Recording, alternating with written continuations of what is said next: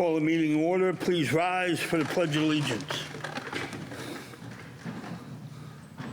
I pledge allegiance to the flag of the United States of America and to the republic for which it stands, one nation, under God, indivisible, with liberty and justice for all.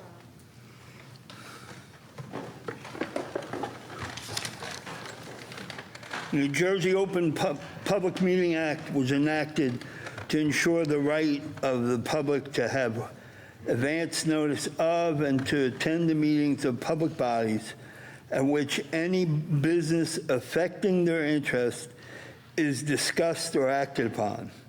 In accordance with the provisions of this act, the board secretary has caused notice of this meeting, including date, time, and location, to be posted in the South Brunswick Public Library and the board office, filed with the township clerk, and communicated to the Home News Tribune and the Star Ledger.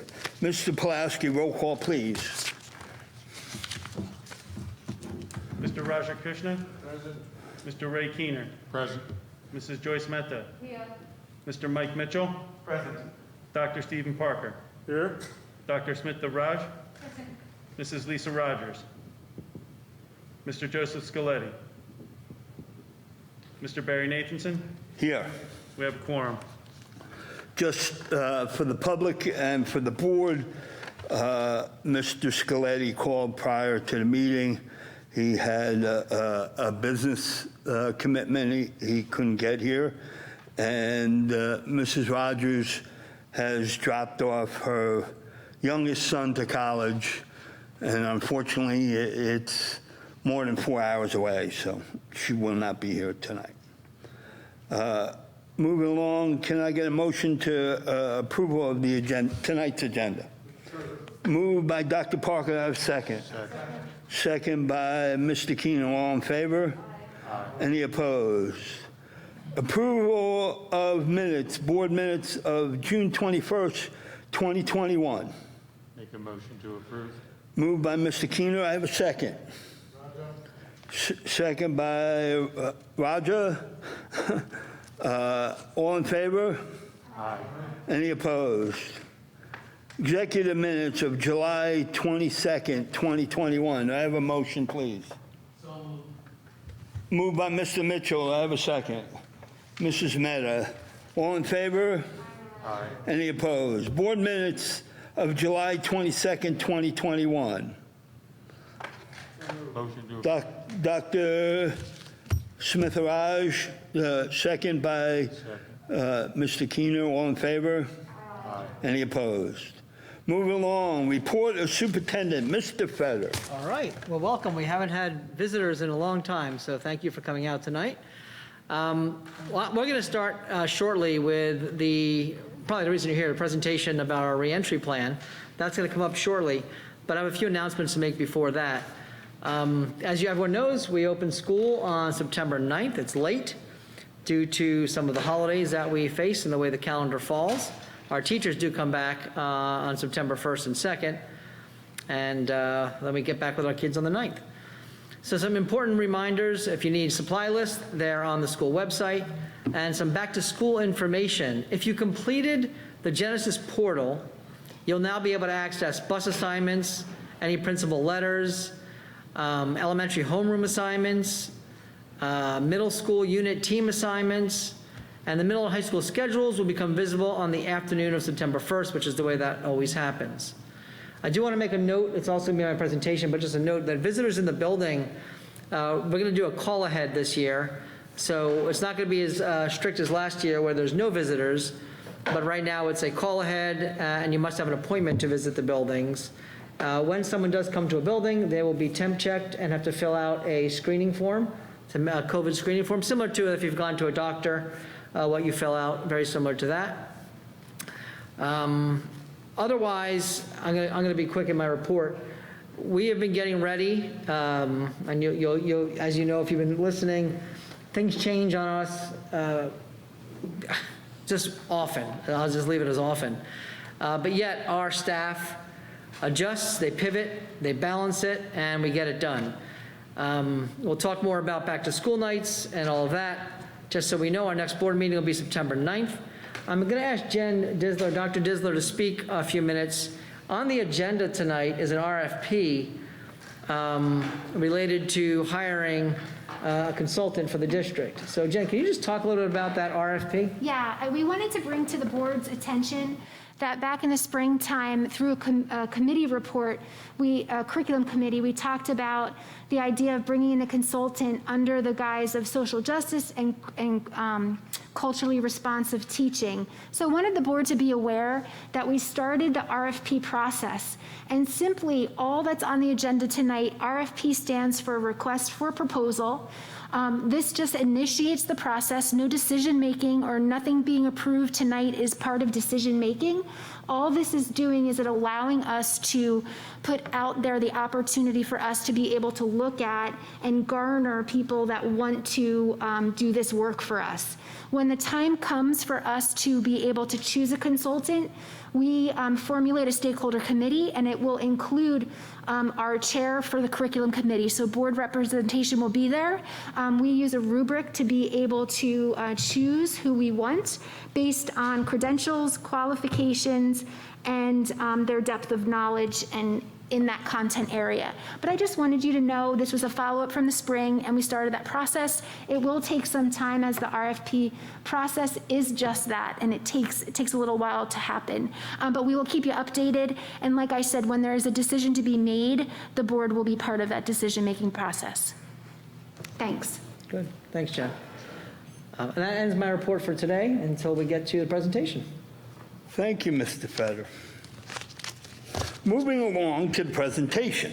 That didn't take very long. No. So you're back on. Yeah. Up to you. If you want it in front of you. Reggie, just, I can see you. If I go over there, will that be better? Doesn't matter. Doesn't matter? I'm going to go over there. All right, everybody. So welcome to our audience, as well as our online audience, and to the board. As part of our return process, every 60 days, we're going to give an update like this. Might not be this elaborate as today, but it's an update on where we are in the process, health and safety, as well as all things reentry. So tonight we've put together, Dr. Disler and I put together this presentation that just kind of goes over the key points. I want to point out to our sitting public that tonight there are 2 opportunities for public comment. When I'm finished, if someone has a public comment specific to this presentation, you would come up and make your public comment at that time. If you're here and you're looking to give a public comment about another topic unrelated to tonight's presentation, you could do that at the second public comment. This is simply the way it's written in code, that when we do this presentation every 60 days, that we also open that up for public comment specific to this. So you'll see we'll be doing that on a regular basis this year. So here we go. The operative terms that you're going to hear a lot about are the road forward. This is the joint document written by or presented to us by the governor, the Department of Education, and the Department of Health. And we put it on here, and I want to point out to the board and to the public, normally when Dr. Disler and I do a presentation, it's not a lot of words. However, this particular presentation we're going to use as also an informational site for people to be able to refer back to after. So this is probably the most words I've ever put in a presentation, but it's purposeful that way. This link, when you can check out tonight if you want, or it's also in the letter I sent home to you last week, this is the document called the Road Forward. And it is that joint document that talks about all the things that school districts are required to follow and do with that. Now, the way the document is written, they use a term called practicable. Now, I will admit some of us didn't know if that was a real word, but practicable is a synonym for feasible. In other words, the road forward says, do this as long as you can, as if this still happens. For example, you can stay 6 feet apart unless staying 6 feet apart would cause us to not have in-person learning. Then we can't stay 6 feet apart. You could do this In other words, you can have social distancing in the lunchroom as long as you're still able to serve lunch and have a full day of school. So they basically acknowledged that some of the rules that are optimum are not feasible, they're not practicable, they're not doable. And that is a vast majority of what's in this document, is not actually doable. Yet, it does give us guidance on what we should strive for, and that's kind of what we're going to go over today. So again, that's that link will get you into this document, as well as the letter I sent home, so you have access to this at all times. Everything we're going to do is transparent. Ask any questions you want from us, whether it's tonight or another night. We're just going to try and do this the best we can and focus on health and safety and education. That's what we're going to be about, a nice balance of the two. I want to point out something that people get confused by. I know it's confusing because I'm confused half the time with this. But there are two groups of people making decisions. One is above us, the state. When I say the state, that encompasses things like government executive orders, governor executive orders, DOE mandates, Department of Health regulations. Those govern us. The things that fall under that are, number one, we have no choice. No begging, no pleading, no surveys, nothing can help me change the decision to have in-person learning only. In other words, if every one of you got up to the mic tonight and begged and had a zillion great reasons why we should offer virtual, I can't do it. The board can't do it. Not an option. That's a governor's edict, an executive order, period. Mask mandate. Now, if you're following the news, you know that there are some communities where this has caused absolute chaos, total chaos. They've had people thrown out of board meetings. There's been protests. It's been crazy. I don't know what you're here for tonight, so maybe it'll be crazy here, but we have not gotten that craziness here. I'm not hearing that from our community. Our community is not shown that side. Tonight's still another night. The mask mandate is a state executive order 251 by the governor of New Jersey. We have no choice. And the districts that have said they're going to buck that mandate, they're not going to buck that mandate. That's all political. We're not being political here. The bottom line is that's the mandate. We have to follow the mandate. And to give an understanding of what that means, imagine if a district did not follow an executive order and then the unimaginable happens. Someone, because we didn't follow an order, dies. At the end of the day, me making that decision, or these 9 members on this board making that decision, puts every single person in this town at risk financially for the damage that would do to our town and our community, and the press of that for a community would be damaging. We can't play that game. So bottom line, when it's a state mandate, we're going to follow it. Vaccination mandate. If you were unsure of that, the vaccination mandate, which we're going to go over today, is about staff, not about students, and we'll spend some more time on that tonight. Travel rules. Travel rules come from the governor and the Department of Health. So when they give us those rules, we are bound by those rules as well. And quarantine rules. Quarantine rules are, when is somebody quarantined? We're going to get into that tonight so you'll see. But these are not rules that our board or administration make up. These are rules that we are given and that we must follow. The quarantine rules and travel rules generally stem from CDC down to New Jersey Department of Health, down to the Department of Education, then down to us. That's kind of how that unfolds. However, what is in our control is how we implement these policies, rules, and regulations, as well as how we enforce them. That's kind of within our control. And then, of course, the instructional model is within our control. So that could differ from district to district. What can't differ are the ones on the state model. Those can't differ. But the things on the local side, a district could look different in how they implement, enforce, and how they instruct. That could look different. So that kind of outlines kind of where we are with what we're going to share now. I said it before, in person for all students, period. That's the end. That's it. It's a done deal. I've gotten some emails, not many, but I've gotten some emails asking, when am I sending out the survey, asking which one you want? Well, in all honesty, I have a rule. I have a lot of rules. I have about 58, 59 rules. One of the rules is don't ask a question if the answer is not relevant. It's not a relevant answer to me.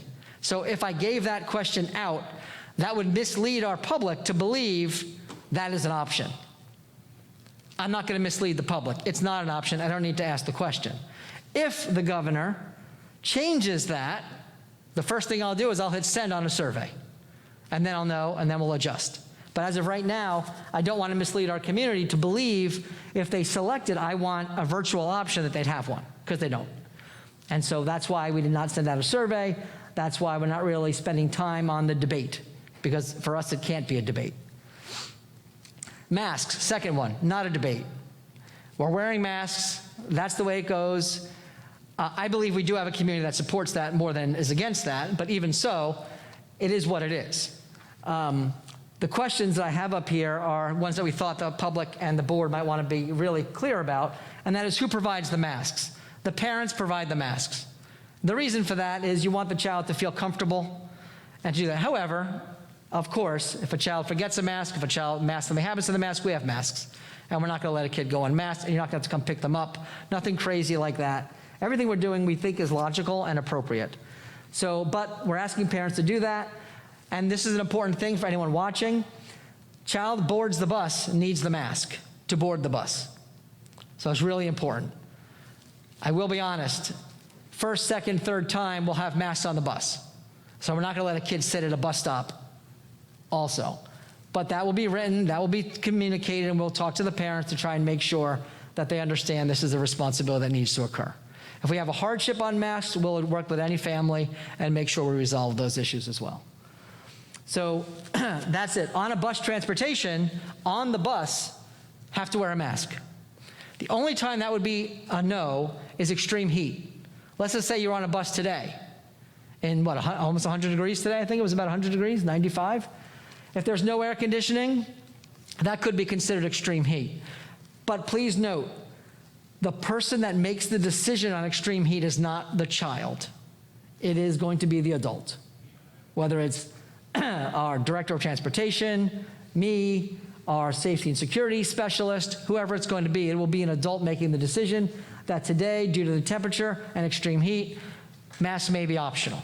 That will happen, because that is one of the exemptions in the governor's order, is that there are exemptions of when a mask is not. If you believe your child might have an exemption that would keep them from needing to wear a mask or being able to wear a mask, that's something you want to call your principal immediately on, so we can begin working with you on that and walking you through the process if that's the case. Indoors, masks all the time, except, of course, when eating. Now you might say, this is weird. Of course, you do understand we can't have them masked while they eat. So here's the thinking behind it, my opinion. We're going to mitigate as much as we can mitigate. We can't mitigate lunch. We can mitigate, I don't know, has anyone flown during the pandemic? Anybody in the audience flown? Did you get the speech, which is, you can take your mask off while you're eating in between bites. So it's like, bite. We're not doing that with kids. That would just be crazy and not work anyway. But we are going to ask kids to, when they're walking in the lunchroom, you wear your mask. When you're sitting in the act of eating, you take your mask off. So that's just the way it works for that. The only other time would be if the phys ed teacher determines the activity they're doing has to be indoors and is such of a high intensity that it would be dangerous to wear the mask. Those are some of the exemptions we're allowed to enforce if we see them coming when they're indoors. Outdoors, no masks. They're optional. And, you know, we do believe there could be some student behavior that's inappropriate with kids that are choosing one way or the other. Older kids vaccinated versus unvaccinated. We're watching the adults do it.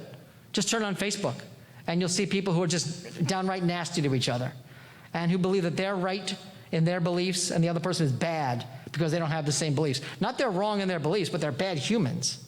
So do I believe that's going to spill to children? Yes, I do. So it would not be uncommon for a child outside seeing another child wearing a mask, saying, why are you wearing a mask? Why would you do that? You're ridiculous, blah, blah. It's possible. Or you'll see the reverse. A kid who's wearing a mask thinking it's wrong for the other kid.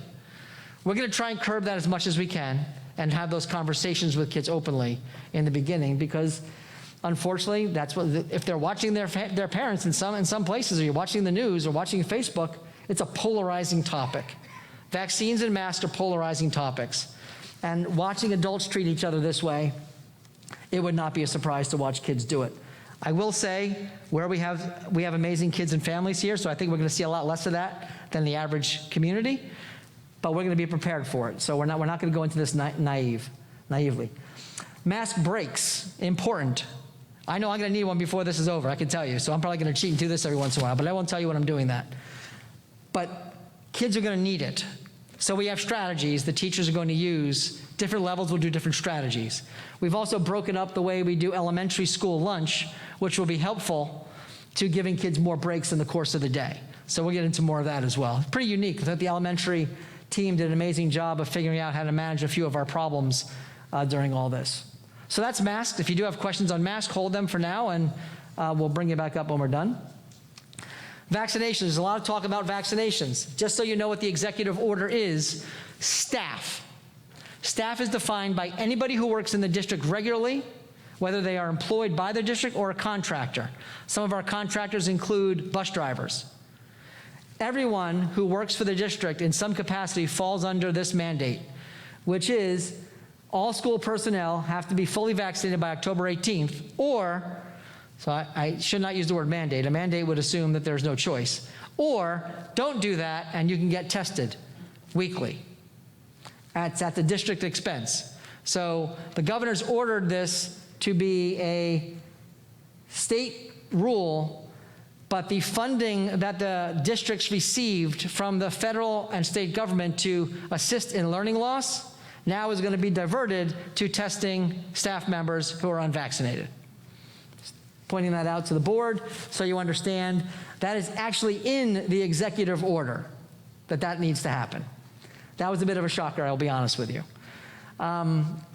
We are hopefully going to figure out a way to do that with not too expensive, but if you do a full PCR test, our district could cost, depending on how many are vaccinated, which we'll find out probably in a few weeks, we'll know the answer, could cost as much as $250,000 to $400,000 a year to do this mandate.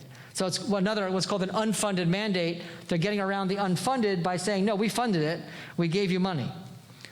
Not kind of how we budgeted our money, but we'll manage and we'll figure that out, of course. So that's staff. There's no vaccine mandate or rule for students, period. 12 and up, it's available, it's certainly being encouraged, but there's no rule. And we've also asked our staff, it's not a conversation for classrooms. It's not a conversation. It's just not. It's a personal choice by a family. It's not a judgment, and it's not a conversation. We're not looking to find out who did what or who has what. We'll get the information when we need the information, but we're not doing that. We're just not getting into that. We don't need to be that political entity. We need to educate kids. Students under 12, we know the situation. There's no vaccine anyway, so there's nothing to talk about there. But those are the vaccine rules as of today. And by the way, everything I'm talking to you about is as of today. It's very possible tomorrow I have a whole different presentation because they'll change something on us. It's very possible. This is something I am very concerned about. The quarantine rules are extremely complex and challenging, and now with the vaccine, it actually puts another layer of confusion into how quarantine works. For example, here's where it doesn't matter if you're vaccinated or not. If you have COVID, you're out 10 days. At a minimum, that's done. Doesn't matter, vaccinated or not, breakthrough, the terminology means nothing. Positive is positive, you're out 10 days. However, exposure is where it gets a little funky. So exposure is currently defined in students differently than in adults. Differently for vaccinated and different for unvaccinated. So there's 4 variables right there that we're always playing with. Somehow the virus seems to know the age of the patient. Don't know how it knows that. Coronavirus is one smart cookie, but it knows it apparently because we're following these rules that were written by people smarter than me. Here's the rule. If you are exposed and unvaccinated to a positive case, Exposure defined as within 3 feet, inside of 3 feet, unmasked. Both parties, if you're a student, unmasked. I'll say that again. Inside of 3 feet, even one party unmasked, doesn't matter which party, unmasked, you would be considered a close contact. Because of the state of the region right now, we are in a color called orange. Those rules mean, that's another variable, is what level of COVID activity is there in the area. Now, we're booked in with Monmouth County, Ocean County, Union County, and Middlesex County make up a region. We are nothing like Monmouth and Ocean County when it comes to the kinds of communities. Yeah, we are lumped in. So whatever the whole 4-county region is, that's our color. Right now we're orange. That's a bad color. That means if you are exposed and you are considered a close contact with those rules and unvaccinated, you're out 14 days. And it doesn't matter if you test or not. You're out of school for 14 days. Out of school. If you are vaccinated, however, nothing. Vaccination is considered the ultimate shield of exposure. It does not matter about anything else. If you've been exposed and vaccinated, there's no quarantine. That's the rule. Where it changes, the mask is now considered a shield. This is new for us. That was not last year.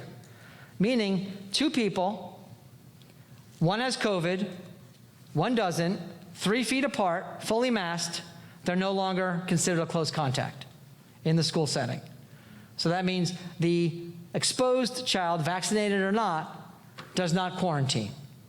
Now, if this person was an adult, unvaccinated, they'd have to quarantine. These are the rules we're trying to follow right now. We're extremely concerned. We'll follow the rules. We'll figure that out. But it could mean a great deal of quarantining going on with these rules. That concerns us. Remember, lunchtime will be unmasked, and we will not be 6 feet apart at lunchtime. So that's a serious area where we're concerned about. Buses, they will be within 3 feet of each other, right? We can't separate on the buses. We can't social distance the buses. We can't at all. So that's an issue. So we have issues. It seems the rules were made mandating the in-person learning only, but they made the rules even harder to manage to make that happen with more kids. But so be it. As we continue to do, we pivot again, and we pivot again, and we get it done. Other area of quarantine, post-travel. Currently, there's no mandate in the state of New Jersey for a quarantine related to travel, in domestic travel. International travel, unvaccinated, you must quarantine. Vaccinated, no quarantine. The CDC, however, recommends that you quarantine if you're unvaccinated after travel leaving the area. So what we're gonna do is we're gonna continue to let families know to click on a link. We're not gonna try and keep that updated. We're gonna use the link from the NJDOH, the Department of Health. That's the link we'll go by. So when parents ask us a question, our FAQ that we're in the middle of building, which is gonna be really strong, it's gonna answer these questions. It'll just lead you to the link you need to look at yourself. So we get questions, my family is thinking of traveling to X. What is gonna happen when our child comes back? Well, we can say something today that's different tomorrow. So what we're gonna do is we just point people to the link. Say, click this on, this is what's recommended, this is kind of the rules for now. That way it's cleaner, it's easier. The other place we quarantine are symptoms. So if you saw in my letter, there are 2 from list A or 1 from list B. When that happens, you have to quarantine your child. You cannot send them to school. That's another part. Now, in orange, that child's out of school for 14 days with symptoms. Until you get a negative test. So some parents are going to say, well, I don't want to take my kid to get a test. Okay, then it's 14 days. Or get a negative test. So it's going to be a lot of choices that parents and families are going to have to make in certain times. But that's where we are. The reality is we know no one 6th grade and lower, except for maybe an older 6th grader, can be vaccinated. I know our staff is going to have a very high vaccination rate. It won't be 100%, but it's going to be pretty high. So that's going to be helpful. I think we're going to have a very high population of students will be vaccinated, but it still leaves open a lot of trouble spots that we believe. So, it just is what it is, but that's quarantine. So what does it mean, should be your question. If my kid gets quarantined for 14 days, what happens to my kid? A kid can't miss 14 days of school. So the governor had also asked the DOE to put out a letter that talks specifically about this question. What happens in quarantine? So the two terms used are remote and virtual.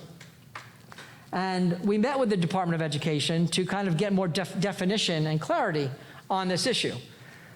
Here's what we learned. Remote, the state is using the term remote as an asynchronous, meaning you don't have a live teacher. You just have work to do. That's remote. Virtual, they're using as a more synonymous to I'm watching a live teacher. So it seems like they've given us a choice. It seems that way. But when we asked the Department of Ed to look at two scenarios, we haven't got an answer back yet. So unfortunately, it's a little bit vague. I apologize for that. The answer, I'll have an answer before I need to use the answer, but it's a little vague. We are looking at a way to allow a child to be involved in the instruction. But I can tell you, nothing we're looking at, nothing, looks like last year, where kids are in the classroom and there are kids at home participating. Nothing we have looks like that. We can't do that. That's bad for all kids. So we're trying to find the happy medium to get a child who's home for 10 or 14 days, possibly no fault, or most likely no fault of their own, to still be able to not lose track for 10 or 14 days and just get packets at home. We're looking to do better than that. So I asked for a little patience. I'm sorry, but this just came to us late. I think when I sent you the letter, it really had just come, and we can't seem to get the answers we're looking for. So we're going to keep getting the answers, but even without the answers, we believe we have a plan that meets the requirement of the state and is good for all kids. That's what we're looking to accomplish. I'll share more as soon as we get a little bit further in the process. But I want to let you know, there is no plan that has a teacher being responsible for the kids in front of them and responsible for a group of kids at home. That is not the best way to educate anybody. And that is not going to work, especially for our little guys. It just doesn't work. So we need the teacher in the room to be front and center with the kids in the room, but also figure out a way to let the kids that are home not lose the instruction.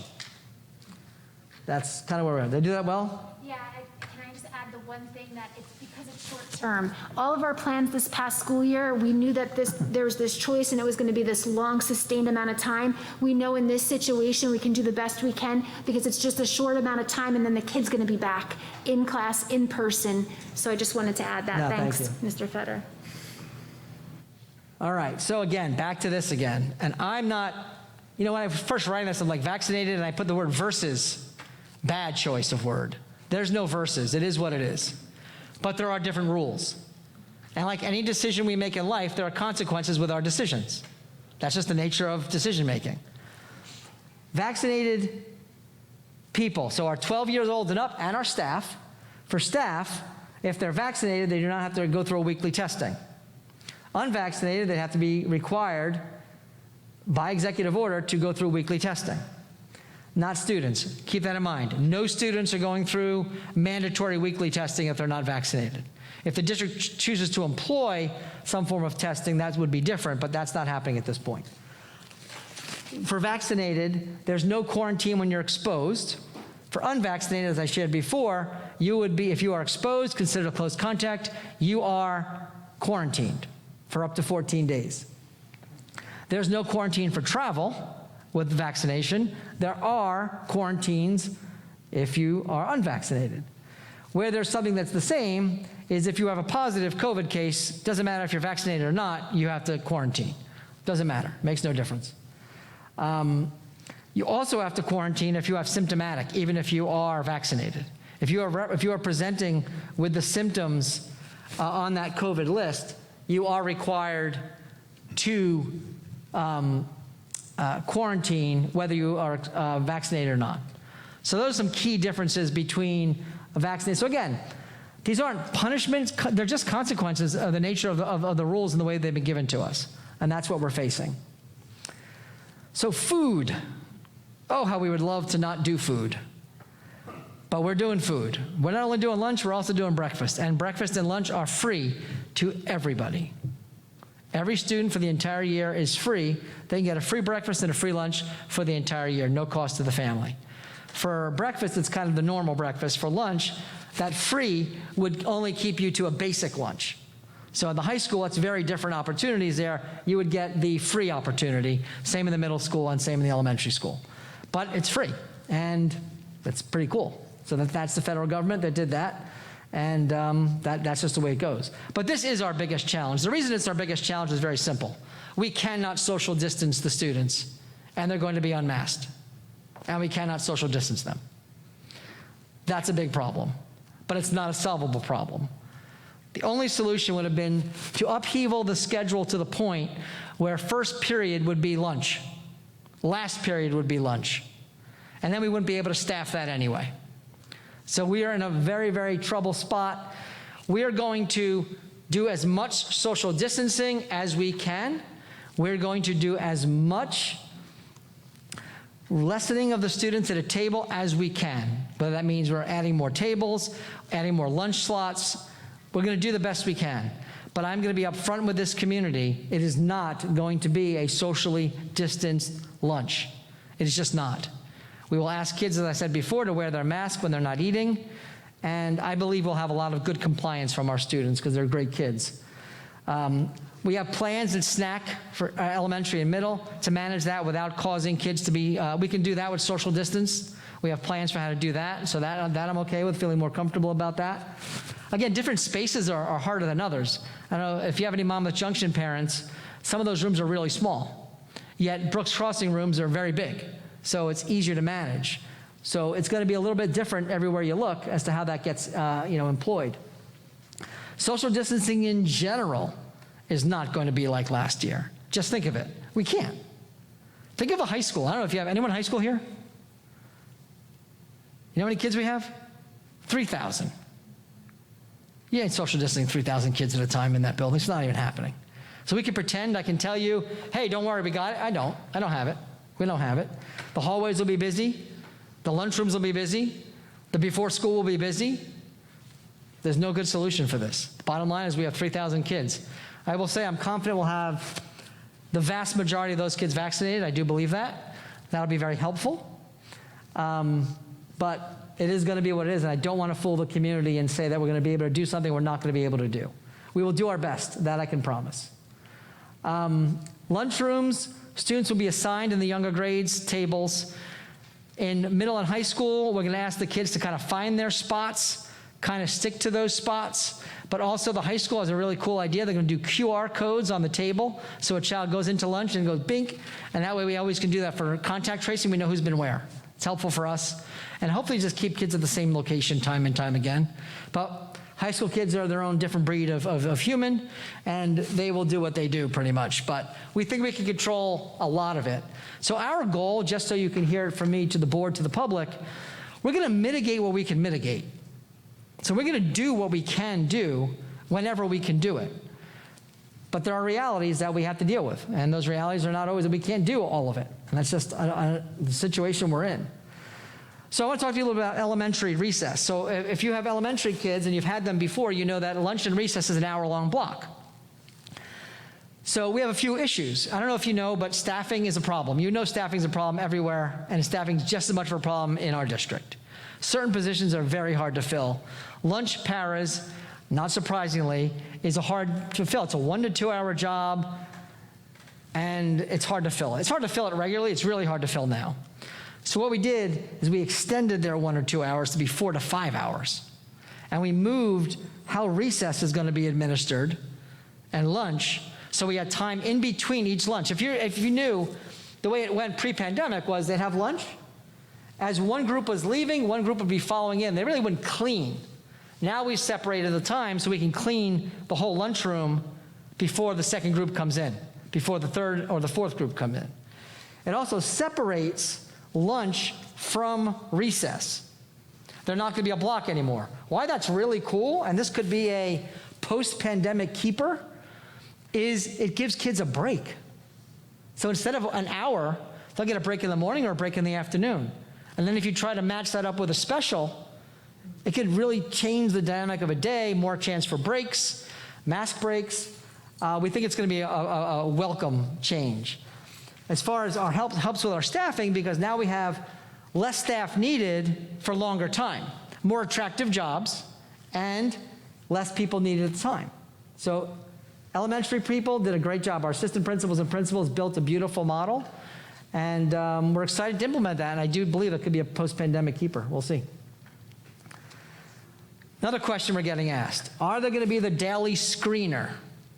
Now, if I knew every single parent in this district would actually listen to the rule, maybe I would do it. But I cannot track down 1,000 people a day who didn't do it. Plus, we found it to be almost useless in the stopping of COVID. It did not do much for us. So it's adding a layer of stress with very little outcome. So bang for buck. So it's pretty much no longer in code to do it. It's not being asked of us to do. So we're not going to do that. So it's not going to be that. We are going to remind parents, you have an absolute responsibility to keep sick kids home. The best control of keeping our schools open and kids out of quarantine is all of us doing our part. That means staff not coming in sick and parents not sending their kids in sick. Our nurses are top level. They are engaged. They are interested in helping our families and answering questions. We're going to set up a system where you can email to get a response, even outside of working hours. And we're going to do everything we can to be able to communicate to our families about their individual situations. We ask whenever you're not sure, please call the school nurse if it's a medical question. You can always, of course, ask your own doctors. Number one, do not send your kid to school sick. If they have those symptoms, err on the side of caution, keep your kid home. Please, that is going to be the biggest thing we can do. Of course, it's not perfect because there's so much asymptomatic COVID. It won't be perfect anyway, but it would certainly help. Visitors, limited, need an appointment. All visitors will have to wear a mask, and they will go through a screening upon arrival.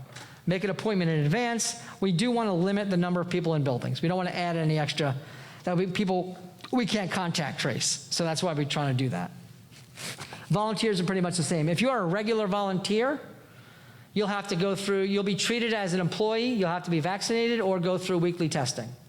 So that's even for volunteers. If you're not sure if what you're doing is considered that level of volunteer, you can reach out to your principal, and if they're not sure, they'll ask me, and we'll come up with a conclusion for that. If you're vaccinated, it doesn't really matter. Just tell them you're vaccinated. We might ask you to upload your vaccination proof. Has anyone found the app Docket? Anyone have Docket? If you don't have Docket, D-O-C-K-E-T, it's an app on your phone. Download it. In about a minute, if you've been vaccinated, your vaccination information will be on your phone. And that is a legal document to be shown if you're ever asked for your vaccination. That's in the executive orders, just so you know. That's a legal way to do it. Docket app. It's a direct tie-in to, I guess, whatever the health system is. So I did it. My whole family did it. It really took us, I think, under a minute.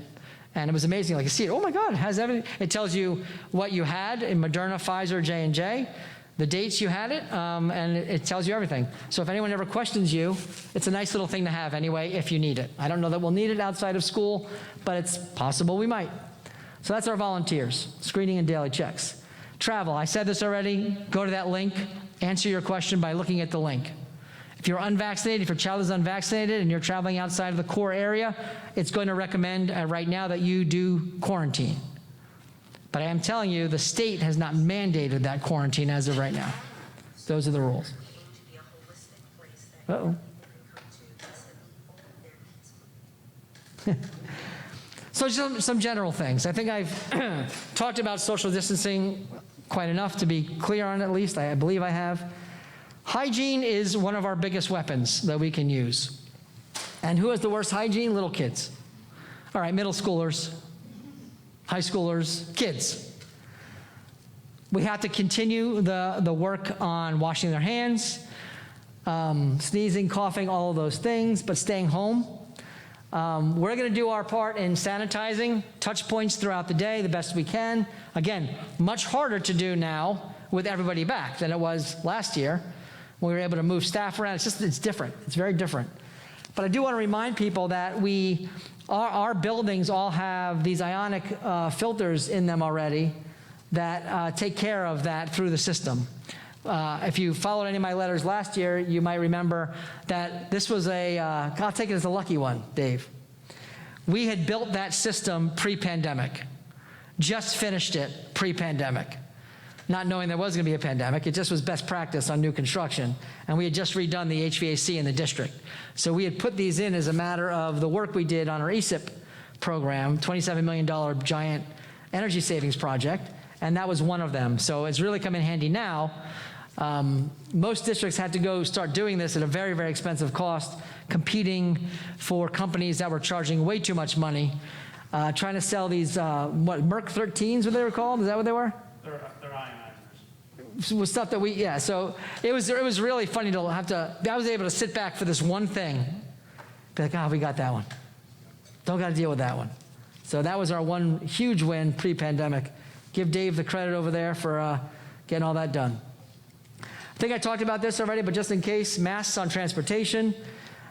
Social distancing will not be possible. However, if there is an empty air bus, we'll sit kids window to window, second seat in the 3-seater.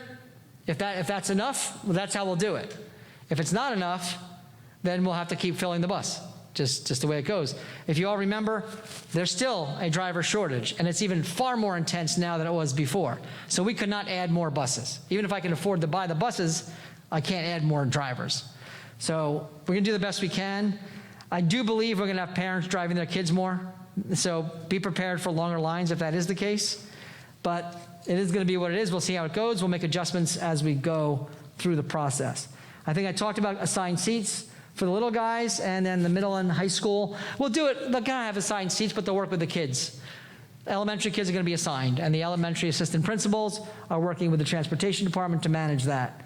As far as sanitizers, we'll be taking care of that as normal on the buses, but just so you know, I get this question, contracted bus drivers have to either be vaccinated or undergo testing, even if they're not our employee. They qualify under the same mandate. So just know that that's happening as well. So some events. Back to school night. We're going to do it virtually. Now, I can't say I'm thrilled about this decision, to be honest. I'm also starting the year with our convocation of our staff virtually, and I'm going to tell you the reason. I did say before, we're going to mitigate where we can mitigate. When we do convocation with staff, it's 1,000 people in the high school auditorium, and it violates what we're calling the smush rule. There's no way to avoid the smush rule in putting 1,000 people in a room that holds 1,000 people. It's the smush rule. If we don't have to do something that causes that, we're going to try to avoid it. It's just that simple. So back to school night, if you can imagine, it's impossible. The schools, if you get a full class of parents coming, let's say you have 2 per kid, you're beyond the smush rule already. We can't manage it. So we feel we can do a better job virtually and still provide that. So we're working on the specifics, but it is going to be K-12 virtual this year. Parent-teacher conferences people ask about, to be determined. That could be another post-pandemic. I think a lot of people liked the Zoom, to be honest. We got a lot of positive feedback on doing it that way.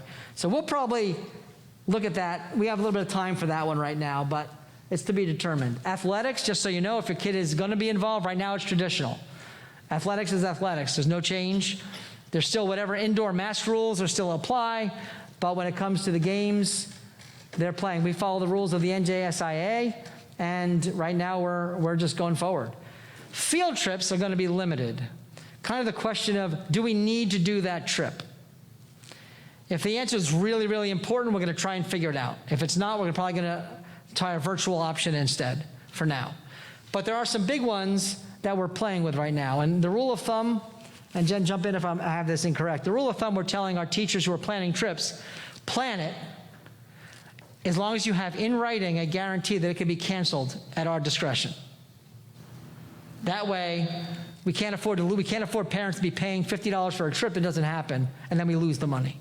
So that's how we're approaching field trips right now. We do already have some that we are doing. So we're not looking to stay stagnant. We're looking to get back to as close to our traditional setting as possible. Clubs are in full swing at the middle and high school. So that's what we're doing. They're in person, everything's in person, and hopefully we'll have full participation. So those are our big topics. I might have missed a few that you want some answers. Just so you know how public comment works, if I can answer the question pretty simply and easily, I will, or one of us will. If not, for this part of public comment, then we'll take it. Dave, our board secretary, will keep a record of the comments. We also have the video afterwards. And then we could also use those questions as a part of our Q&A that we're still building. So, Barry, I'm going to hold on the board for a minute, Right. okay? And then I'm going to let the board have its opportunity, but we're going to do public comment first. Right. If there is any. If there's no public comment, we'll go to the board. But right now, we'd like to open it up to public comment. And if so, please come up. You have the yellow 6-footers over here. I'm going to read the statement so they understand. You don't need to do it for this one. Okay, This one is, if you would like to make a comment specifically about okay. this topic, you are free to come up to the mic and make a comment about this. If you're here for another reason, that would need you to just wait, and then you follow the public comment rules that Mr. Nathanson will read out when it gets to that portion. This is Okay. really an extra public comment specifically for this topic. So if you're interested, This presentation alone, not just re-entry, safety. re-entry. So re-entry, you're fine. If it's, you're fine. Okay? Scott, I would ask that if you are going to make a public Still comment, stay there. Yeah, state your name, spell your last, and give us your And address. your address, okay? Can I give you my address here on camera, or can I do that privately? No, we got it.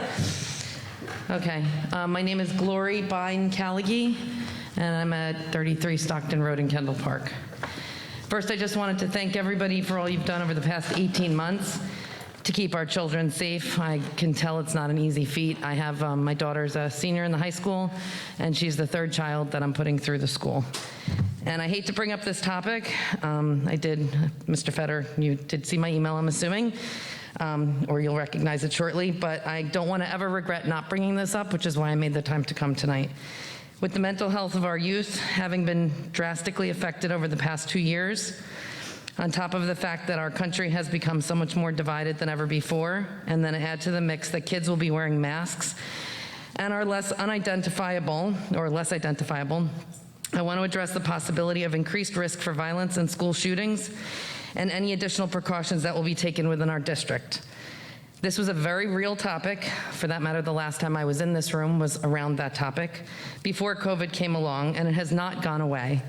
We just haven't had as many opportunities for it to happen. Before COVID, face coverings were one of the very few precautions we had to protect ourselves and our children from, being seen, and now it's actually a mandate. So we have to look at this. We have equal to or greater risk of violence for the reasons I mentioned before, and I think this absolutely needs to be included in our safety reentry plan. I know you have a lot to worry about, but there's not been a school that this happened at that didn't say they expected it. None of us expect this to happen, and we don't want it to happen here in South Brunswick. That's amazing. Thank you. I'd like to address. Go ahead. Okay. Thank you. Of course, I remember. So here's some good news. So we've increased our security. This last year, we've added more security guards to the district that are permanent security guards. We still have our safety compliance officer, who is a former chief of police in the state of New Jersey. He now supervises a team of people. When he first was hired, there was him. Now we have a team of people at multiple schools now. So that's another big increase. He actually just submitted something to all of our buildings about all the rules that we still have to follow, the drills, and he controls all that. So we have an internal person who we hired to manage this exact issue. Of course, the safety associated with the pandemic diverted some of that. But he came right out today again, right back to that again. So I just want you to hear that. And that's how he presented that. Well, he presented it in writing to us today, that these things still matter, and we're still doing all of these things. So the drills are not stopping. Everything's going to be in that thing, and we have more security guards at the front entrances, not just come in free-for-all or just come into the office. It's very controlled, especially the high school where your daughter is. It's a little bit more of a fortress than it was back in the day. Still, I wouldn't say it's a fortress, but it is harder to get into. There's a whole new setup in there, and that is run by, there are 3 or 4 security guards? We're up to 4 now. 4 security guards now. And again, 2 years ago, there were 0 security guards. No, I So- appreciate that. And I think, you know, whatever best practices, we should be doing it here in Yep. South Brunswick. And We agree. I think, you know, as much as I didn't want to bring it up, I think we need to see something, say something, tip lines, things that are going to make it a very present conversation, not because that's going to encourage kids to act out, but hopefully prevent them from doing so. Thank you very much. Thank you. Hi, good evening. Caroline Gergis, Kendall Park. I had a question about, there's a lot of discussion about loss of learning, and I just wanted to kind of ask how heavily the state will be testing and how heavily the district will be testing. Like, what should we anticipate, particularly for our elementary kids? Because I know the state put out something, They did. and I'm assuming the district, I just wanted to kind of have Yeah. a gauge of what that's going to look like. I'll start and then Jen jump in. The state has put out a series of testing for early. We actually thought it was a smart move in the sense that they didn't try to do the testing last year. Yeah. So they've altered the test. They're lesser and they're shorter. And they'll be done, there's a timeline, we're in the October frame. Yeah. I think we're being testing in October. We will also do what we normally do, which is, so there's always a debate on how much assessment is too much assessment. Yeah. The reality is good, solid pre-assessment to learn what you need to know, to drive your instruction, allows you to do things like compact curriculum, cut out lessons where your students don't have that loss there.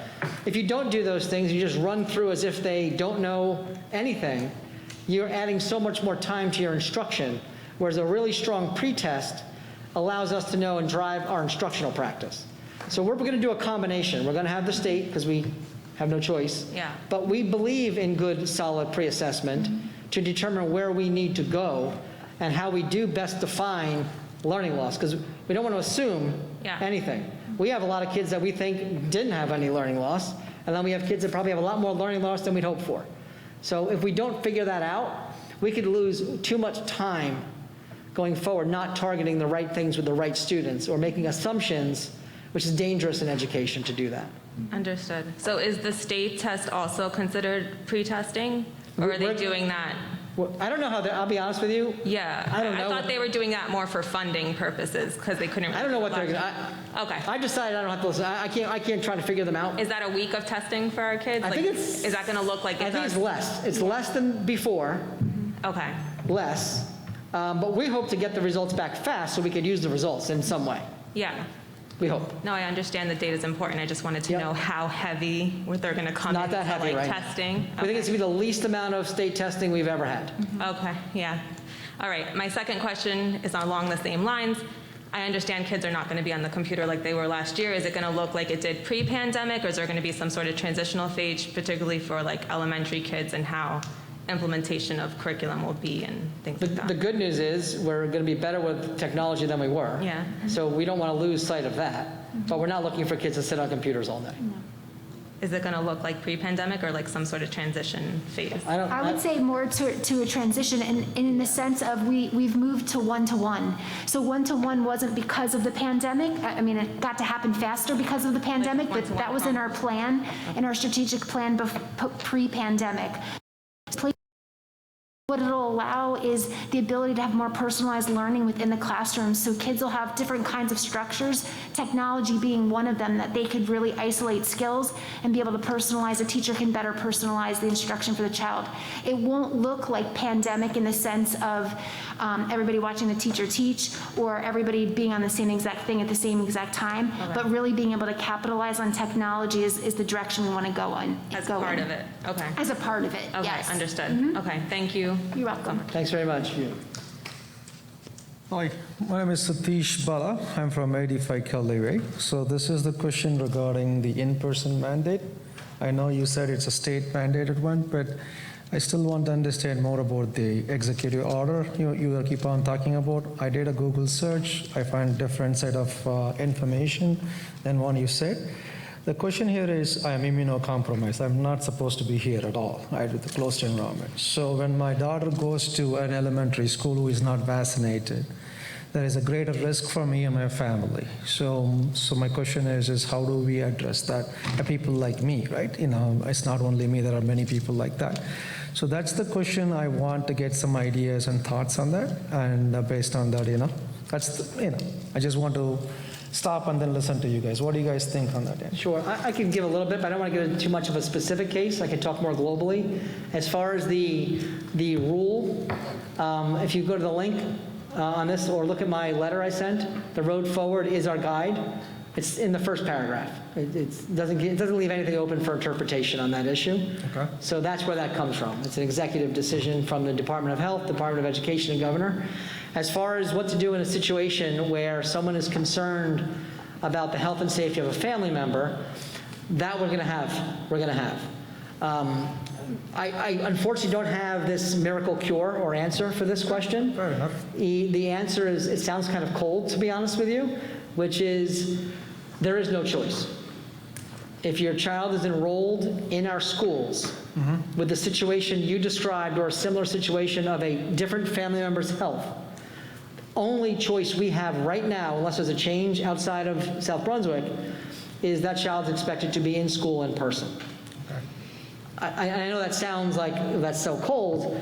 I don't have a choice on this issue. I can't create something for that scenario that you described. Sure. But if you want to give me a call tomorrow, Yeah, I'll be glad to talk with you and see, we can maybe just shoot that around a little bit. Sure, that's fine, because, offices, don't have this mandate. So I'm kind of wondered, is there any statistics the government the governor has before making this call? Or is there any line that I can call them and, request for consideration? Because it doesn't, unless you have some data points, I would like to see the data points. So Unfortunately, I would have to direct you. I don't ever like to not take ownership, but I don't own this one. Sure. And this would be a question for the governor's office or the Department of Education. I'm not sure if the county office has, I would actually believe the county office does not have what you're looking for. Right. As far as using data, I believe that what we've seen over the last 18 months are people use data they want to use that tells the narrative they want told. Sure. So- The other question is, the concern is, you see that a lot of pediatric kids are admitted in hospitals and its cases are growing. And the concern is this elementary kids going in to the school. So I'm not sure when this decision was made and how things are. So I'm okay with that, but maybe I'll give a call tomorrow just to see what it is. And thank you so much for your time. Thank you. Come now. Good evening. I'm Swarupa. I have 2 elementary kids who are going to school this year. So my question is, yesterday I was signing some of the Genesis portal documents, of which one of them said 18 days is what a student can go on a sick leave. So my question is, with the current situation right now, if my daughter or my son gets sick tomorrow, like a common cold, then I would prefer them staying home instead of going and getting the situation worse at school. So considering that 18 days, I think it's too short for kids to have a sick break. So do you have any thoughts about it? Sure. So this is, if you remember, my first slide was decisions that are made locally versus decisions that are made at the state level. The quarantine rules are the state level rules. So it's not 18, it's 14. So it's less than you would like. It's 14 days for being exposed to COVID. If a child is sick, they would have to get tested to determine if they're sick with COVID-like symptoms. They have to get tested. If they get a negative test and they're now fever and symptom free, they should come back to school. It shouldn't be longer than that.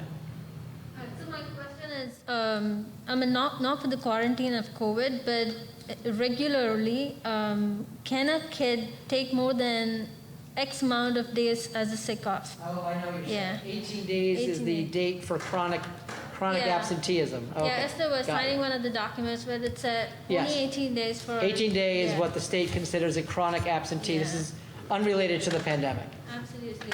Yeah. I would definitely assume that the kids keep falling sick because they were so house arrested the last 2 years and they come out, not COVID, but they could get sick for one or the other reasons. And I was just worried like 18 days is too short. I think once we finalize what it looks like for a quarantine situation of what the education will look like, you'll have that and you'll be able to assess that. But it's not going to be, they can just be part of the class from home like last year. So even if they're regularly sick like that, because we just remember pre-pandemic, we had kids that were, it's called home instruction, where due to their physical condition or some other reason, they couldn't be in school. And they would be home, and they would get about 10 hours of learning a week from a teacher after school hours. So that's what existed before the pandemic when kids were sick. We think we can do better than that, to be honest with you, with quarantine, but it's not going to be that they're in the classroom as a regular student and they're homesick. Plus, if they're homesick like you're saying, they won't be entitled to anything. They should be getting better, not participating in school. So if they're sick, they're not going to have they're not going to have school. They're going to be sick, like a normal sick day, normal. So it's a challenging situation with how this is working. I can't say we're thrilled with all the rules we've been given, but we kind of are trying to marry this to the best we can to be good for kids, as best we can. Okay. All right, that's all. Okay, thank you. Thank you. Good evening, board members, and thank you for giving the opportunity to ask the question. My name is Sachin Kumar, and I am 812 South Brunswick Road. My daughter will go in the first grade, and I have a newborn baby in my home. That presents a challenge to me. In one of your email, it says either choose the homeschooling or private. So I'm thinking to choose the homeschooling, not the question. Is it possible if I choose the homeschooling, and I think, let me see the situation for the first 3 months, and then if I'm comfortable, everything is okay, then I can send the kid to the school, or there's no option. Yeah, sorry. Good news for you. So I've been asked this question, and you know, it's a good FAQ. David, make sure I have this question. Great question. The answer is this. You can decide today to homeschool your child, and on September 10th, decide you don't want to do that anymore, and bring them right back to school. There's no time frame. So if you want to try that at home, see how it goes in school, watch, you're allowed to do that, and then bring them back to school when you decide. There might be a few days for us to just find a place and all that, but it's absolutely your right to do that. Thank you. Yes, so just so public can hear, I'm just going to clarify homeschooling. Homeschooling is a term where the parent is the sole responsible party for educating a child. The school district has nothing to do at that moment with, you know this, I know you, I'm answering for everybody, with the schooling of that child. It is the parent's sole responsibility. So we have kids that have been doing that pre-pandemic. That's not a new thing. I will say we've gotten some emails that parents are making this choice, and we're not surprised. We understand that. But I'm glad that we are able to say, when you feel you can, we would welcome them back with open arms. Great. You're very welcome. Hi, my name is Shahrukh Juvinda, and I live on Reeve Avenue over here. I'm just going to piggyback on the question that the gentleman asked. My understanding is that there's really no choice. Like you said, that it seems cold. It may seem cold that if you don't want your kid to be in the school, then you have to take them out, because there is no two ways about that. I understand that. Homeschooling is one of the options, as you explained. It's been given me to understand that maybe K through 12 may be another option if people want to take the kids out of school to pursue something else. I'm just going to ask you a follow-up on the time frame, because nobody wants to, I mean, at least people who enroll their kids in the school system, nobody wants to homeschool, nobody wants to go through K through 12. We like the school system. We love getting the wonderful voice messages from you. Stop right there. You're good. Thank you for your comment. Right. Right. So we like that. It's just a duration which some people are comfortable with. What's going to happen in the next 1 month, 2 months, 3 months? Short period of time. Yeah. If we take the kids out for the next 3 months, trying to see where things are going, we have to, and you said that there's no time frame for like people, the kids coming back? We don't have to give a time frame? Homeschooling does not come with rules like that. It's a practice that's existed long before the pandemic.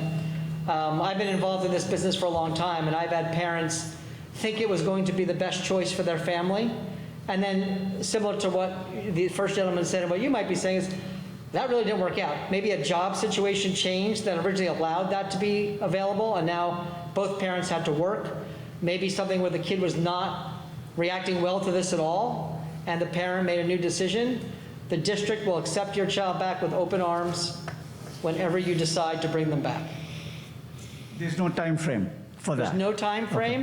Okay. All I'm saying, and what I said to the first gentleman, it takes us a day or two to get a placement, the busing back in order, but you're talking about a day or two. That's the whole game. Okay, thank you. You're very welcome.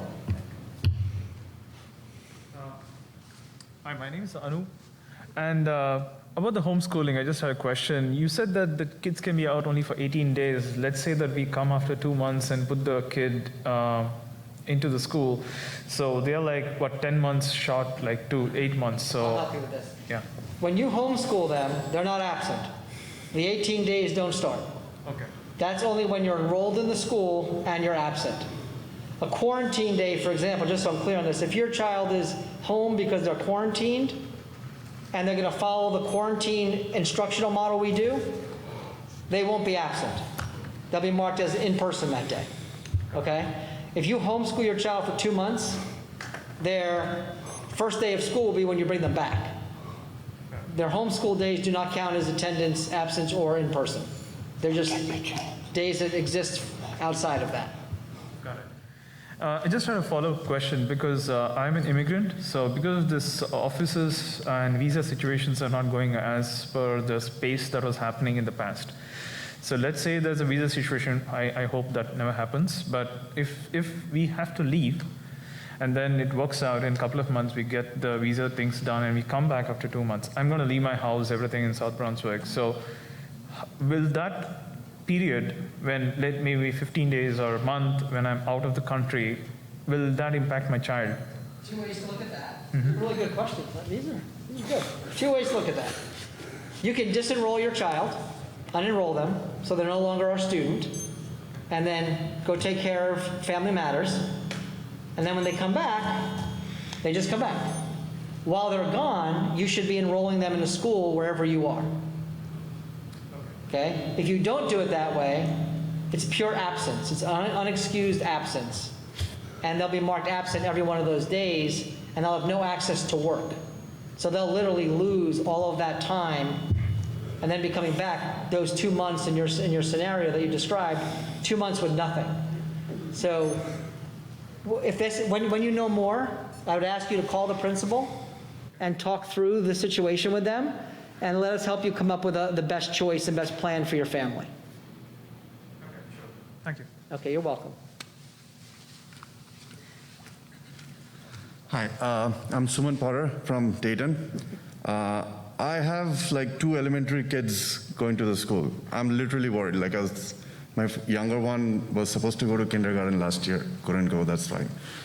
Now, here's my thing, are you setting up any screens in the class, for their tables so that they are separated, or it's what we see on the picture, tables separate with transparent screens? Does the school district have any plans to do that? And also for the lunch break, when you say obviously they have to take off their mask to take the lunch. Can you not do it where they can stay in the class in this spot and take the lunch rather than going in a group in a hall and getting them more exposed? It'll be safer. I feel it'll be safer if they can stay in their own spot and do it. Yeah, we looked into, I'll answer the second question first. We looked into the various ways to do lunch in the elementary schools, specifically for the same reasons you're concerned. We're concerned as well, to be honest with you. We actually can't staff, and we can't do the distancing the way in the elementary classrooms. It doesn't work for us. It just doesn't have a mechanism that works. We've looked at it, and if we're finding an issue with the way we're doing it, we do have potential fallback plans that kind of more mirror a little bit of what you're saying, a little bit of an iteration of what you're describing. So as of right now, the answer was that's not how we're doing it. But I thank you for the question, and do know we've thought of all those ways as well, and we are going to keep our eye out for how things are going. That's number one. The first question. Setting up the transparent screens. No. Purposefully, no. We're getting really negative reports about these screens. If you can think of it, it's not really guarding against too much. Cleaning them is nearly impossible. We're not hearing good about them for the people that bought them last year at all. We did look into them. We did invest in some screens to keep, back in the middle of all this, in the very beginning, to keep teachers with a little bit of a barrier. We still have some of those, but I don't know how much those are really going to be useful at this point. We talked about screens for the lunchrooms, and I can just imagine having the bacteria and it's not coming off as healthy right now for those screening purposes, is what we're hearing. We can't manage them and maintain them in the way that might make them more healthy and useful. So unfortunately, my answer is we don't have great solutions for social distancing when lunchtime comes. We just don't. But the elementary schools are better positioned than, let's say, the high school is. So there are plans, and I would ask you to pay attention and call the principal of the school to ask what the specifics are for each school, because it's a little different in each school, to see exactly what they are making happen there. So hopefully that'll help you with your comfort level for your little ones. One other question, like you see those screens like put on the glasses like that, would you allow like kids to wear that? Absolutely. We have some, and we've had kids wear those, and we've had adults wear them. Okay. Face masks. It just doesn't replace the mask. Yeah, you still have a mask. I understand. In addition to the mask. Yeah. Yeah, it's a mask, and then the guard, and we've even seen people use those and eat under them. Yeah. So again, that's better than a screen, because you could take that home that day, wash it. They make the reusable ones. Yep. And so that's more than welcome, absolutely. Okay, good. Thank you. You're very welcome. Quick question. When we go for homeschooling, how do we... Gotta hear you in the mic. I'm sorry. Can you hear me? Sort of. All right. So when we go for homeschooling, how do we inform school? Do we write to the teacher? Yeah, so for homeschooling, if your child is in regular education, you can email the school principal, you can email it to me directly, and that is pretty much all you need to do for a regular education student. If a child is special needs and has an individualized education plan, they would need to put it in writing and sign it that they are choosing to homeschool their child. Right. So if my kid is enrolled in GNT program, so just in case if she's taking a break of 3 or 4 months and then coming back based on situation, will she still be allowed to get to that? Not taking a break, right? If she taking a break, but for what program? She's saying that she would homeschool for 3 or 4 months. Right, so not taking a break, but homeschooling? Yes. So, and just to be clear, when you homeschool, you have to provide and be able to show that you use some kind of actual homeschooling and that kind of programming. And I want to put the disclaimer out because I get the question a lot on can we give our district curriculum for homeschooling? We can't and we don't. So it's really you providing the education, finding, and there's a lot of services out there, especially today, that could give grade level appropriate homeschooling, but we won't as a district give our district curriculum for families to homeschool. Just want to be clear on that. All right. Yeah, answer. Thank you. Anybody else So on this subject? we're going to close public comment, Yes. and now I'm going to ask for the board. Yeah, anybody on the right? We got, sorry. Dr. Parker. Yeah, first I want to say that I thought the presentation was well done, well laid out, and had all the information in there. I want to thank the public for coming out and asking questions, because I think that's all important. I think the message is there that we've approached this as safety first, but with the expectation that we're here to educate kids, so we need to be able to educate them. Kind of a minor question, but on the whole vaccine, no vaccine thing, does that rise to a HIB level if kids are saying things to each other about that? Is that a distinguishing characteristic so it becomes HIB? So it's funny, the question is, does vaccination status become a characteristic that itself becomes involved in the HIB language? Probably does not come in the HIB language, but we're going to treat it, if someone is mistreating someone for that purpose, we're going to address that, and that easily could stem to an HIB. Could. So I can fall under other distinguishing Yeah. characteristic. Right, so it's not going to be written in code, but we believe if that kind of behavior is happening, we're really not going to, we want to educate kids, but we're really not looking for that kind of behavior. Again, I said it before, I see enough of it with adults. I really don't want our kids getting involved in that way of thinking. Okay, thank you. Anybody else on the right? Good? Everybody's good? At the left, go ahead. Smith had a question. I just wanted to clarify a couple of things. We're going to screen or survey the students as far as vaccines, if they've received them, is that correct? Our staff has to upload a vaccine card or vaccine proof. At this time, we do not need that from students. Okay. So we're not going to do any screening, okay. Well, I And the- didn't say that. I said Yeah, at this time, we don't yes. need that from students. And then as far as positive testing, we require a negative test.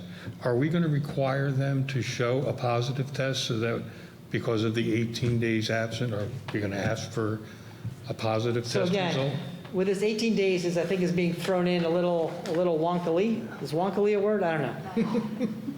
If someone is COVID positive, they are not using sick days. Right. They're going to participate in our quarantine instruction model. If they are too sick to do that, that period of time would count as sick time. But when they are well enough to participate from home in the model we present, that will not be counted as sick time. They'll be counted as present on that day of school. So do they have to produce a test that shows that they were tested positive for The COVID? nurses will work with the families for all of that purpose. But just, I don't know if you were saying this before, but someone does not have to produce a negative test after a positive test. It's just a matter of time. Right. They don't have to go back and get retested for a negative test. Smitha. Many of our students who are who suffer from chronic allergies exhibit the same symptoms as COVID-19, right? So for prolonged period. So how does the quarantining rules work for them? So the question revolves around the issue of a child with a known allergy that has symptoms that look exactly like COVID-like symptoms. The code and the road forward speaks to this specifically. Nurses know their kids, parents know their kids.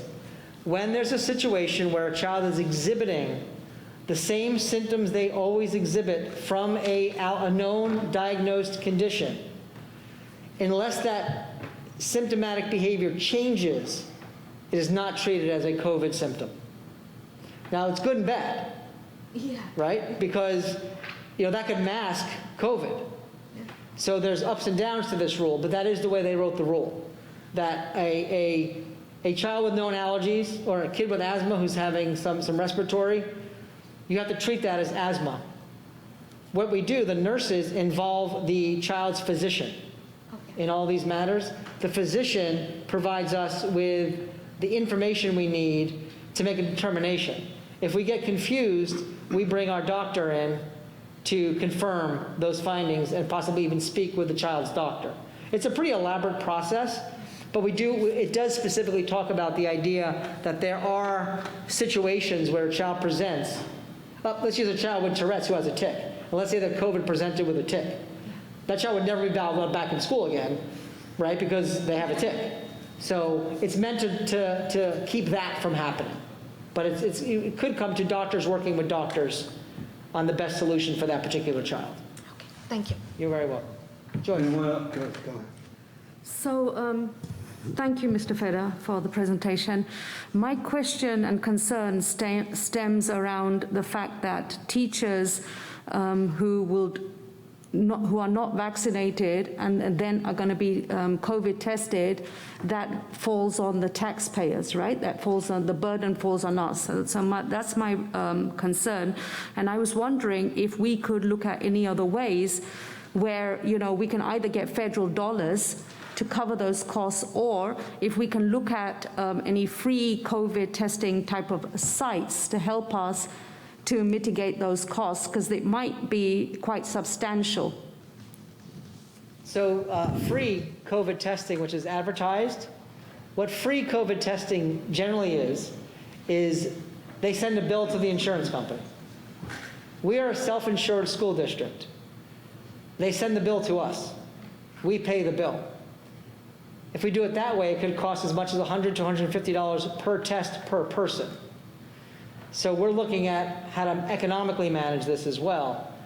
Federal dollars or grant money, that would be welcome. So maybe that'll come our way. So a lot of places talk about free, and it is free to the consumer, but we are hearing that insurance companies are stopping accepting weekly testing for unvaccinated people, that they're not covering it anymore. Oh. So again, we don't know everything, but the point would be to figure out ways to cover this cost. Right. And I agree 100%. And if we can find that, we'll take it. But don't get fooled by the free COVID testing means free to the employee. It does not mean free to the employer. Understood. Mr. Feder, if there's anything I can do to help, I'd like to help in this aspect with county leadership meetings, et cetera, et cetera. I'm sure there's a way forward. If you can find a way, I'd love to hear it. Thank you. Anyone else? Okay, thank you, Mr. Feder. It was a very good presentation. I appreciate it. Moving along, you're done, right? I can talk about lots of okay, no, thank you. Moving along, Joyce, Mrs. Mehta, the first reading of the policy. Thank you, Mr. President. Go ahead. So the first reading of the policies, I'm just going to read through the list here. On the consent agenda tonight, the policy committee is putting forward the policies for adoption reviewed in Alert 223. I'm just going to go through this list here. Policy number 1648.11, the road forward, COVID-19, health and safety. Policy number 2422, comprehensive health and physical education. Policy number 2467, the surrogate parents and resource family parents. Policy number 5111, eligibility of resident and non-resident students. Policy number 5116, education of homeless children. Policy number 7432, eye protection. Policy number 8420, emergency and crisis situations. Policy number 8540, school nutrition programs. Policy 8550, meal charges and outstanding food services bill. Policy number 8600, student transportation. Policy number 6115.01, federal awards, funds, internal controls, availability of costs. Policy number 6115.02, federal awards, funds, internal controls, mandatory disclosures. Policy number 6115.03, federal awards, funds, internal controls, conflict of interest. Policy number 6311, contract for goods and or services funded by federal grants. Thank you. Mr. Pulaski, they're all mandated policies, correct? Either mandated or revised mandates or abolishments. Okay. Thank you. Thank you, Mrs. Okay, moving along. This is where we're going to open it to the public for any questions. The Board of Education recognizes the value of public comment on educational issues and the importance of allowing members of the public to express themselves on school matters of community interest. Complete copies of the rules that govern this portion of the meeting are available to the public at the back of the room, or you can obtain an advance copy by contacting the board office during regular business hours. We reserve the right to limit each speaker to no more than 3 minutes. It is our plan to listen to each member of the public. We will note all questions and comments made. Once all questions and comments from all members of the public are made, the Board of Education will respond, if necessary, to questions or comments in the most timely and efficient manner available. Please consider not repeating comments and questions made by other members of the public. I ask you to state your name, spell your last, and give us your place of your residence or your group affiliation. Anybody interested in making any comments at this point? Please raise your hand. Go ahead. Not a problem. State your name, spell your last, give us your address. Yeah, hi. My name is Jim Lavin, L-A-V-A-N. I live at 1 Nancy Street. I'm the father of a 4th grader, Indian Fields. I'm also a 15-year New York City public school teacher. I teach math and computer science. And I'm just introducing myself to the community. I am running for school board. And there are a couple main reasons why. First, one thing I'm very much in favor of is transparency and honesty in education. I think as parents, it's our responsibility, it's our right to know exactly what's being taught in the classroom to our children. Like I said, myself, I'm a teacher. I think all lessons, yes. This is a point that the public get to ask questions. Oh, okay, here we go. This is not a candidate. Not a problem. So I, as a father, would like to know, will all lessons, materials, resources be available online for me to see in class? I'm sorry, for what's being taught to my child. And I'd also like to know, can we also see, what teachers are being taught, what their professional developments are telling them? Thank you. Okay, no, I have an additional question. Secondly, I'd like to know, is our school going to reinforce the values of Dr. Martin Luther King and the Civil Rights Movement? Teaching our children the same thing I think most of us teach our kids at home. I know I teach my son, which is to judge each other based on the content of their character. I'd like to know, is that going to be stressed throughout the curriculum, throughout the social emotional learning to back up and reinforce the ideas of Dr. Martin Luther King? That's my second question. My third question was, what are we going to do about positive mental health for our children? It is a very important thing. It's been a rough 18 months for our kids. So are we going to be pushing through our curriculum a message of hope and resilience and optimism? Giving our children every day, letting them know that life is 10% what happens to you, 90% how you react to it. Just every day and reinforcing to them that there are going to be struggles, but they can overcome, and embedding that into the curriculum for my child. I would like to know if that's one thing that's going to happen. And a third thing, very quickly, Ms. Disler, I heard you mentioned that you're going to be looking for a social justice consultant in the effort for transparency. Will parents be on this committee? I think that would be a great idea. I would happily volunteer. I think that's a great idea to let parents and everyone know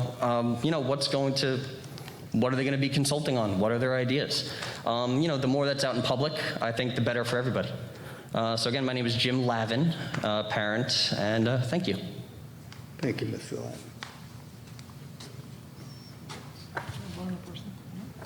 Lavin. Another person that was interested in making comments? No? Okay. We close the public portion.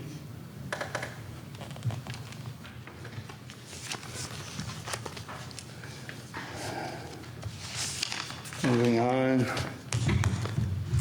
Board committee reports. I know that the policy committee met, so Mrs. Mehta read the policies that were. Do you have anything else beyond that? Yes, I do. Okay, Mr. go President. ahead. Thank you so much. So just to reiterate, on the consent agenda tonight, the policy committee is putting forward the policies for adoption reviewed in Alert 223. The majority of these policies require updates as the state mandated changes in the evaluation and renewal process due to COVID-19. As always, these policies were reviewed by the committee and any department necessary to ensure they adhere to the district's standards and protocols. On the agenda, you will see our first reading of Alert 224, Noted in this alert is the focus on student well-being and ensuring that students may be displaced due to a variety of mitigating situations, which continue to receive quality education. Also included in this alert is policy 8540, which requires a district to provide breakfast for students that arrive after the bell. Specifically, the statutes state the district must implement a program in which the students who do not arrive at school in time for the school breakfast program are offered an opportunity to be served breakfast after the beginning of the school day. Thank you. Thank you, Mrs. Mata. Mr. Scoletti's not here, so when he comes for the next meeting, I assume he'll give the facilities committee met the other night, so he'll give what went on there. Anyone else have any other reports? I don't believe so. Okay. Closing that, can I get a motion to approve tonight's consent agenda? Make a motion to approve. Moved by Mr. Keener, second by Dr. Parker. Mr. Pulaski, roll call, and please, members, you're going to be abstaining on certain numbers that you were told to abstain on. Thank you. Mr. Rajakrishna? Abstaining 1.10. Mr. Ray Keener? I approve. And I abstain on 1.33D as it pertains to myself. Mrs. Joyce Mehta? Abstaining on 1.33E and 1.10. Mr. Mike Mitchell? Abstaining on 1.33G and no to 1.10. Yes for everything else. Dr. Stephen Parker? Yes, abstaining from item 1.33F. Dr. Smith-Raj? Abstaining from 1.33B and 1.10. S on everything else. Mr. Barry Nathanson? Yes, I'm abstaining on 1.33A. Consent agenda carries. Thank you. For the people that are in the audience and at home, we were abstaining on related items. New Jersey School Board Association has their annual convention in October. It is virtual. There is a cost factor to that, and we're all abstaining on that. Next, board comments and communications. Anyone to the right that's interested in making a comment? Mr. Mitchell, go ahead. Yes. First, I'd like to make a special congratulations to one of our former students, a recent graduate of South Brunswick High School, in the person of Christopher Germain, on being honored as Athlete of the Year in boys bowling. Chris made an amazing impact on our bowling program under Coach Kelly Fortune and is to be commended for such an accomplishment. To students, staff, and administration, please enjoy the rest of your summer. Thank you, Mr. President. Anyone else to the right? Anybody to the left? Yes, Dr. Rath. I'd like to thank community members for showing up today. It is so much better to see actual people in front of us than empty seats that we are used to for so long. Thank you very much. A big thank you for you to show up. And to the community, enjoy the rest of your summer, and wishing you all a very happy and safe Labor Day. And we'll see you back very soon. And also a warm welcome to all new South Brunswick families, school district families. Thank you. Thank you, Smith.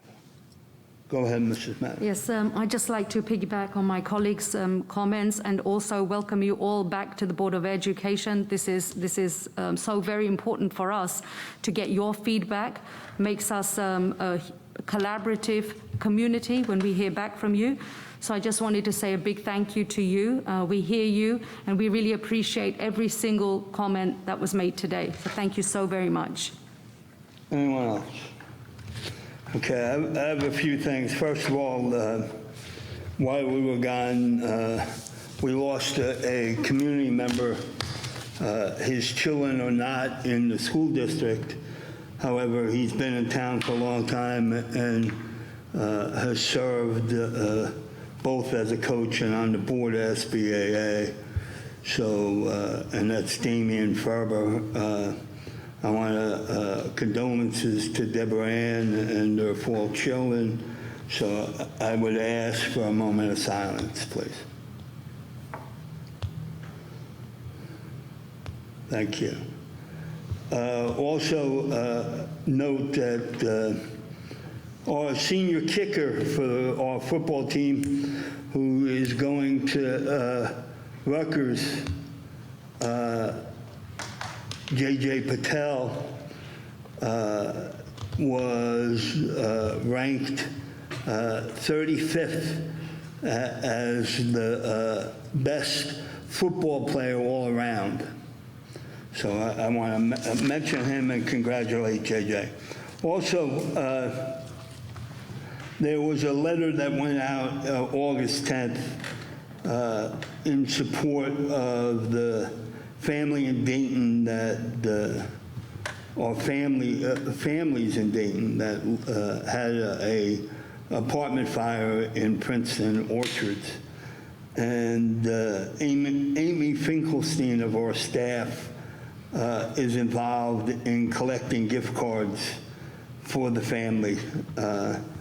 And we're collecting donations up until September 20th. So if you're interested, you can either reach out to Amy at her email or reach out to Jean Vert, who is with the Social Services Department. So it's a much needed thing.